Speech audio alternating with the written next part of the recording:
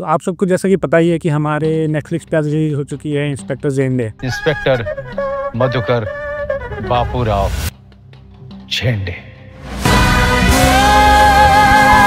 हाँ जी, तो इस वीडियो में हम बात करेंगे कि उनके जो कैरेक्टर्स है वो रियल में हैं या फिर फिक्शनली ऐड किए गए डायरेक्टर के द्वारा जस्ट टू ऐड मसाला। तो आइए शुरू करते हैं। तो सबसे पहले जो हम बात करेंगे वो करेंगे हम इंस्पेक्टर जेंडे के बारे में, जो जिनका नेम है मधुकर जेंडे। रियल में भी इनका यही नेम है एंड ये इन्होंने हमारे मुंबई पुलिस में 30 ईयर्स के लिए सर्विस की थी, ऑलमोस्ट 3 डिकेड्स के लिए। एंड इन्होंने काफ़ी बड़े बड़े नाम पकड़े थे, जिसमें से एक था चार्ल्स सोबरा, जिसके अराउंड ये मूवी बनी है। इसके साथ साथ करीम लाला और हाजी मस्तान जैसे अंडरवर्ल्ड के गुंडों को भी इन्होंने पकड़ा था अपने टाइम में। भाई सच में बंदा लेजेंड तो है, इन्होंने कोई छोटे मोटे को नहीं पकड़ रखे हैं।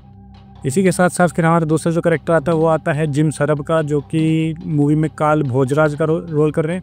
एक्चुअली रियल में इनका नेम होता है चार्ल्स सोबराज, भोजन चार्ल्स सोबराज। अभी अभी सूत्रों से पता चला है कि इंटरपोल का मोस्ट वांटेड क्रिमिनल दिल्ली के तिहाड़ जेल से फरार हो चुका है। नाम क्या बोला साहब उसका? काल भोजराज वाला, जो कि एक्चुअली वियतनाम में पैदा हुए थे और बाद में मतलब मल्टीपल कंट्रीज़ में ये क्या करते हैं कि वेस्टर्न से जो लेडीज़ आती हैं उनको अटैक करते हैं, उनको मतलब अपने साइड ले आके फिर उनको लूटते हैं, मार देते हैं। बहुत सारे ऐसे केसेस थे इनके मल्टीपल कंट्रीज़ में, थाईलैंड, नेपाल, इंडिया, ऐसी बहुत सारी कंट्री में इनके खिलाफ केस चल रहे थे।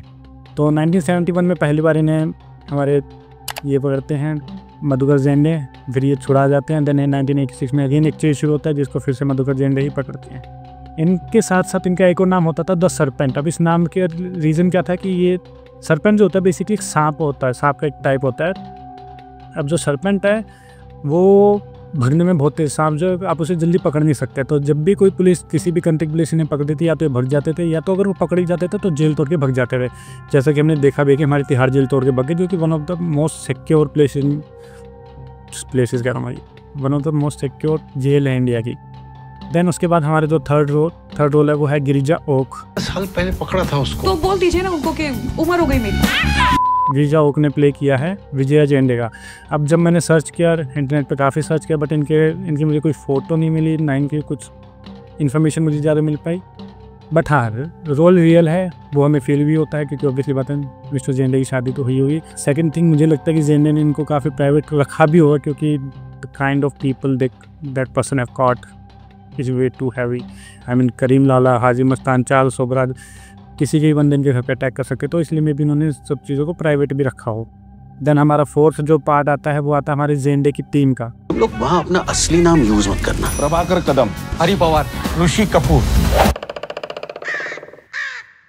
अब उसके अराउंड भी मैंने काफ़ी रिसर्च करी, बट किसी भी अखबार में या कहीं पे कोई वीडियो नहीं मिला मुझे इसके अराउंड कि हाँ भाई जेंडे की कोई टीम थी या भी नहीं थी। ऑब्वियसली होगी, बट अब इसमें क्या था कि अब कोई इन्फॉर्मेशन है तो मैं इसको रियल और फिक्शनल का टैग नहीं दे सकता। बट हाँ, ऑनेस्टली मुझे जैकब का जो रोल है वो थोड़ा फिक्शनली लगा। मतलब वो बंदा हो सकता है सच में हो जेंडे की टीम में, बट उसका जो रोल था मुझे लगा डायरेक्टर ने थोड़ा फिक्शनली साइड लेके गए हैं।